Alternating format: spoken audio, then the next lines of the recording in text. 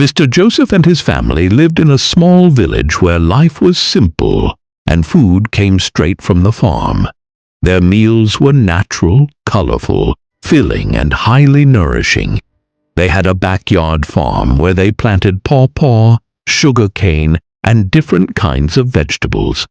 And around their house, you would find orange, mango, and cashew trees. They had it all, but they never knew. One day, Mr. Joseph decided to move the family to the city in search of a better life. And without thinking twice, the family packed their bags, excited for the new city life. In the city, life thus became easier, but it was fast, busy, and stressful. They no longer have the backyard farms or fresh fruits plucked straight from trees. Instead, supermarkets and fast food shops filled every corner. At first, the family missed their old meals, but soon they got used to buying very soft yet thick hot bread straight from the oven, preparing noodles in minutes, drinking canned drinks, and eating chips and cookies. The children loved the sweet taste of sodas, the crunch of packaged snacks, and the excitement of eating fried chicken from big restaurants. In no time, Mr. Joseph got a big belly like his other city friends, while Mrs. Joseph found it easier to buy ready-made foods instead of spending hours cooking. Slowly, the natural meals they once enjoyed became a thing of the past. But as years passed, something began to change. Mrs. Joseph started gaining weight. She often felt tired and couldn't climb the city pedestrian bridge without stopping to catch her breath. Her clothes became tighter, and she was forced to buy new ones every few months, and she began to sweat even when sitting under AC. She would say it was just the city stress. Then, one morning, she fainted while preparing morning cereal for the kids. The kids thought she'd died as she was rushed to the hospital, where they ran some tests. The results shocked the family. Mrs. Joseph was obese and had type 2 diabetes. The doctor explained gently, "Your body is struggling with too much sugar and processed food.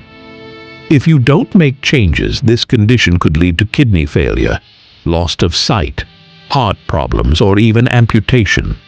But the good news is, it can be controlled effectively." The children stared at their mother lying weak on the hospital bed, and Mr. Joseph blamed himself for the choices they had made.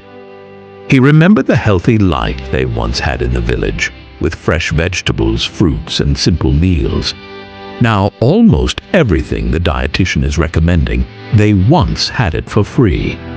Today, they'd found themselves in a sugar trap because they never believed something so sweet could be so harmful. However, that night, the family sat down together and made a decision. They would retrace their steps. So since they couldn't move back to the village, they decided they would move the village to themselves. Mrs. Joseph stopped buying soda and replaced it with water and homemade fruity drinks. She started cooking beans, okra soup, and plantain just like she used to. The children complained at first, but soon their taste buds began to adjust. Every weekend she visited the local market to buy fresh vegetables, yams, and fruits.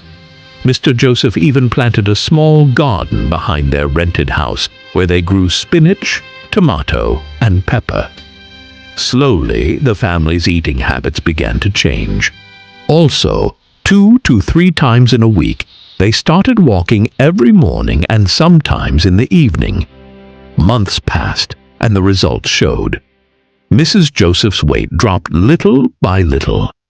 She had more energy, her blood sugar improved, and her smile returned. She wore one of her old cloth one morning, and she was surprised it entered her perfectly.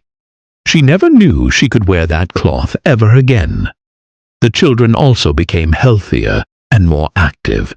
They are no longer addicted to sugary snacks. Even Mr. Joseph, who once had constant headaches and tightness in her chest, felt lighter and happier because his belly fat was gone. One hot afternoon, while eating roasted corn together, Mrs. Joseph called a hawker who's selling soft drinks.